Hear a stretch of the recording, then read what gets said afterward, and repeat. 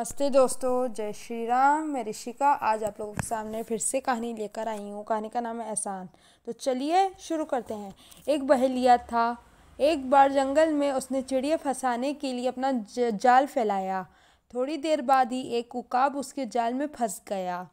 वह उसे घर लाया और उसके पंख काट दिए। अब उकाब उड़ नहीं सकता था, बस उछल उछल कर घर के आसपास ही घूमता रहता। उस बहेलिये के घर के पास ही एक शिकारी रहता था। उकाब की यही हालत देखकर उससे सहन नहीं हुआ। वह बहेलिये के पास गया और कहा, मित्र, जहाँ तक मुझे मालूम है तुम्हारे पास एक उकाब तो शिकारी पक्षी है। छोटे छोटे जानवर खाकर अपना भरण पोषण करता है, इसके लिए उसका उड़ना ज़रूरी है, मगर उसके पंख काटकर तुमने उसे अपंग बना दिया है। फिर भी क्या तुम उसे मुझे बेच दोगे? बहेलिये के लिए उकाब कोई काम का पक्षी तो था नहीं, अतः उसने उस शिकारी की बात मान ली और कुछ पैसों के बदल उकाब उसे दे दिया।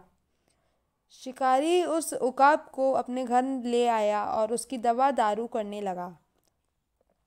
जो माह में उकाब के नए पंख निकाल आए, वे पहले जैसे ही बड़े थे। अब वह उड़ सकता था।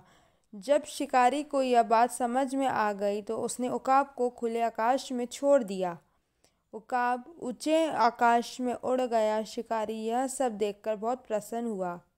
उकाब भी बहुत प्रसन्न था और शिकारी बहुत कृतज्ञ था। अपनी कृतज्ञता प्रकट करने के लिए उकाब एक खरगोश मारकर शिकारी के पास लाया।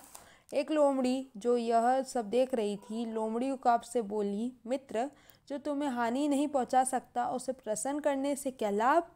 इसके उत्तर में उकाब ने कहा, व्यक्ति को हर उस व्यक्ति का एहसान मानना चाहिए जिसने उसकी सहायता की हो, और ऐसे व्यक्तियों से सावधान रहना चाहिए जो हानि पहुंचा सकता हो। शिक्षा है इसका, व्यक्ति को सदा सहायता करने वालों का कृतज्ञ रहना चाहिए। सदैव प्रसन्न रहिए। जो प्राप्त है वो ही पर्याप्त है। धन्यवाद। जय हो, विजय हो।